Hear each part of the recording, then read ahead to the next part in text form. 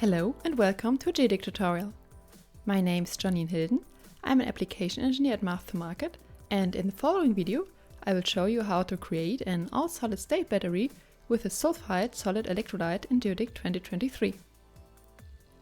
While liquid electrolytes can establish a concentration gradient upon fast charging/discharging, in inorganic solid electrolytes the lithium-ion concentration can be assumed to be the same throughout the material.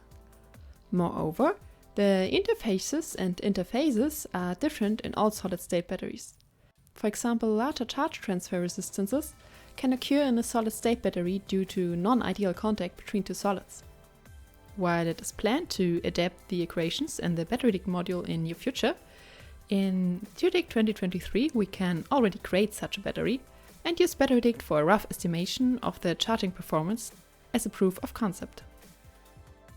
For this tutorial we will create a battery consisting of a cathode and a lithium reservoir as an anode. Of course, we can also create a corresponding all-solid-state anode and connect it with the cathode using LayerGeo. The cathode can be created in 3 steps.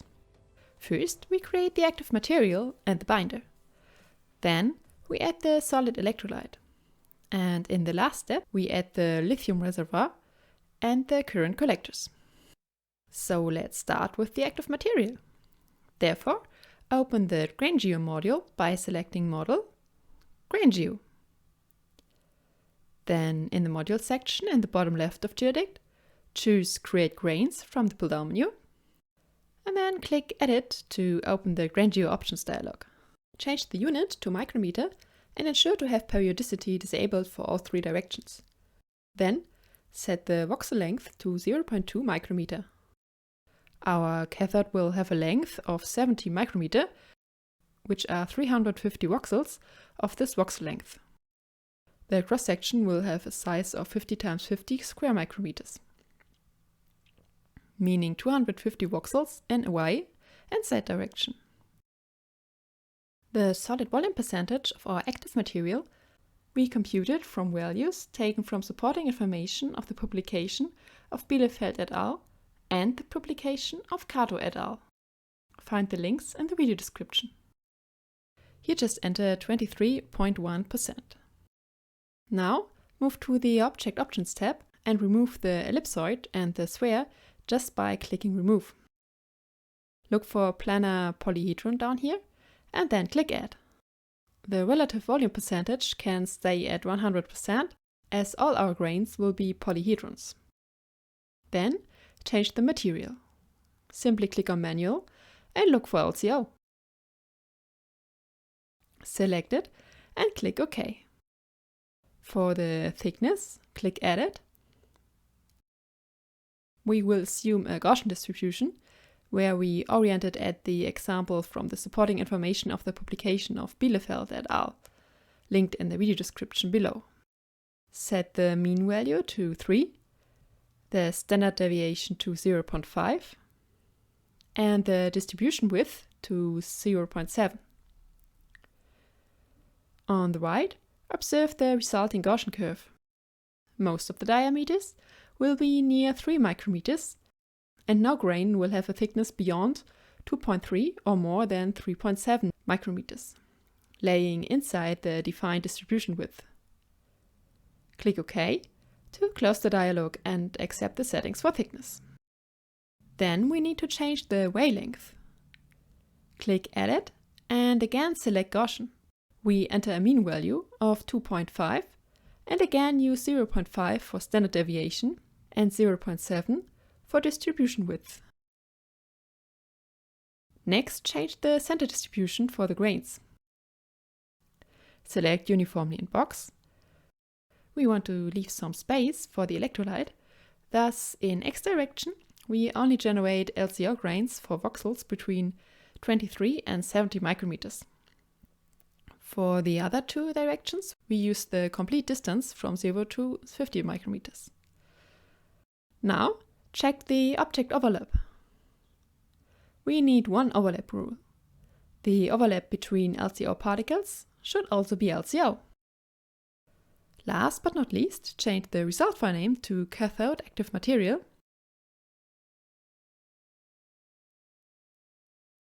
Click OK to close the dialog and click Generate to create the active material.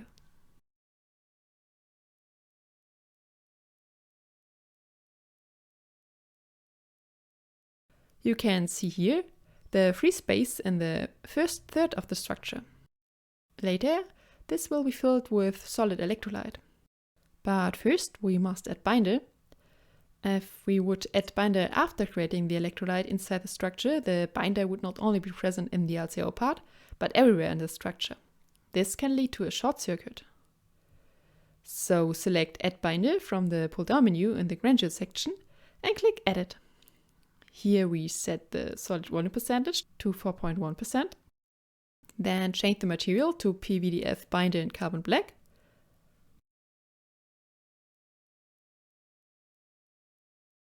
Click OK and generate. Now we have the active material with the binder. The next step is adding the electrolyte. Therefore, we will first create a new material, as the electrolyte should be chlorine-rich agirodite, which is not yet part of the geodetic material database. Up here, select Settings and then Edit Material Database. In the opening dialog, we just look for electrolyte. We will simply copy it and then change the parameters we need for the charging simulation. So select it and click Copy. Here, change the name to electrolyte _ LPSCL and click Run. In the General tab, change the material type to solid. And then we move to the Electrical Conductivity tab. The conductivity, which is actually the ionic conductivity, is set to 0.27 Siemens per meter. This value we again took from the paper of Kato et al. Two things we also have to do in the Electrochemistry tab. While for the fluid electrolytes, the transference number is 0.4, the transference number for our solid electrolyte is 1. Because solely lithium ions contribute to the current. Since the battery dict solver will perform better for numerical reasons if we don't use extreme values, we set it to 0.99. Apart from polymers, solid electrolytes generally do not build up a significant concentration gradient. We therefore assume an equal distribution of lithium ions in the solid electrolyte during the simulation and manually exclude this term by setting the ionic diffusion constant 1 magnitude up to 3e-9. Click Save Database to save the new material to your database. Now, back to the cathode creation. In the Granule section, select Create Grains and click Edit. As we want to add the electrolyte to the current structure, we need to check these two checkboxes up here. The first one keeps the domain parameters of the current structure, and the second one also keeps the structure itself, in this case the LCO grains. For the added object solid volume percentage, we again take a value calculated based on the mixtures from the paper in source 2. Here it is 57.8%. Move to the next tab and remove the planar polyhedron objects. The electrolyte we will model with convex polyhedrons. Again, click Add, and now change the material. Here we can find our newly generated material, electrolyte LPSCL. On the right, move to the Enclosing Object tab. A polyhedron in geodict is always based on a simpler object. Here we use a sphere and set the diameter distribution to Gaussian. Enter 4 for the mean value, 1 for the standard deviation, and also 1 for the distribution width. Click OK and move to the Object Overlap tab. We will define 4 rules for the object overlap. One is already given and applied in our existing structure. Areas where LCO particles overlap with other LCO particles will stay LCO. Next, we define that electrolyte overlapping with electrolyte will stay electrolyte. Then we need to define what happens if electrolyte overlaps with one of the two existing materials. First, electrolyte and LCO will be LCO, and then electrolyte and binder will be binder. Change the result file name to cathode electrolyte, and then just click OK and generate. On my laptop, the generation took about 15 minutes.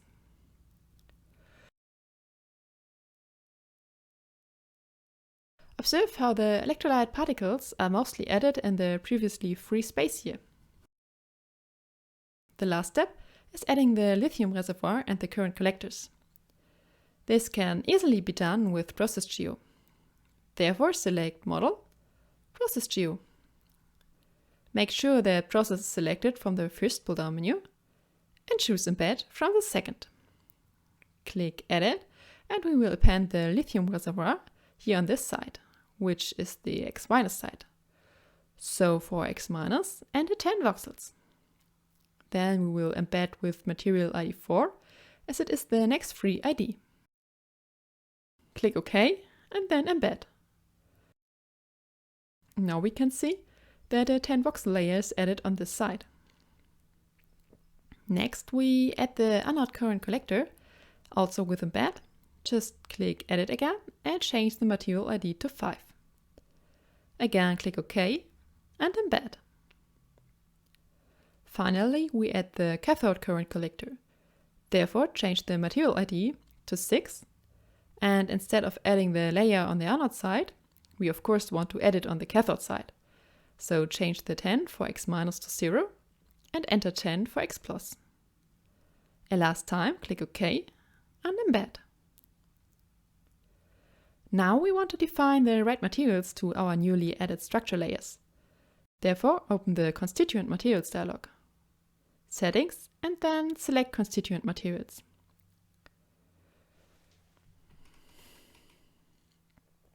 First, change the ID 4 to Solid Manual and enter lithium as information. Then on the right in the Electrochemistry tab, change the role in the battery to Anode Active Material and check Lithium Reservoir. Note that although lithium is in the GeoDig 23 material database, you need to use a manual material for lithium reservoir. For the anode current collector, select copper and control the role in the battery cell. Then for the cathode current collector, select aluminum and also control the role in the battery cell. To apply the materials to our current structure, simply click Run. Now our solid-state battery is ready to be charged. So open the BatteryDict module by selecting Predict, BatteryDict. Here select Charge Battery from the pull-down menu and click Edit. Control the materials again. Air is just an inclusion and has no influence on the charging simulation. LCO is the cathode active material. For the binder, select Cathode from the pull-down menu and click Edit Model. Here, uncheck this checkbox. As we have no fluid electrolyte in the binder, we don't want to consider it as porous. For the lithium reservoir, move to the Electrical Conductivity tab and enter 1000 Siemens per meter. Also make sure that for both current collectors, you have the material or current collector selected.